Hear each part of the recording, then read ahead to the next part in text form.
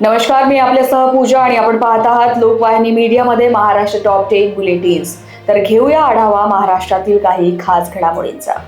जबरदस्तीने धर्मांतर केल्यास 10 वर्षानंतर शिक्षा, महाराष्ट्रात धर्मांतराविरोधात कायदा लागू।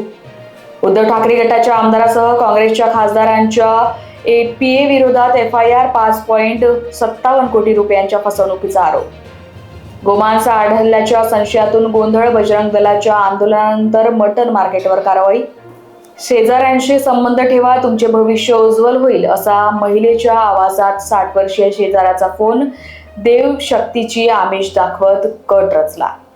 नीट पेपर फुटी आंदोलनानंतर CJPची पुढील रणनीती निश्चित। 5 ऑगस्ट रोजी संभाजीनगर येथे कोअर कमिटी महत्त्वाची बैठक घेणार। कोमल, नम्रता आणि लग्नाचा सापळा। वर लग्नासाठी तयार होता, मात्र मंदिरात फेऱ्यापूर्वीच वधूने खेळी बदलली। ऑनलाईन औषध मागवून घरभर धूर केला। पिंपरीतील उच्च शिक्षित कुटुंबाचा दुर्दैवी अंत, वडिलांनंतर आई आणि मुलीचाही मृत्यू। नाशिकला सर्वात सुंदर शहर बनवू, रस्त्यावरील खड्ड्यांबाबत नाराजी व्यक्त झाल्यानंतर कुंभमेळा मंत्री गिरीश महाजन यांची आश्वासन।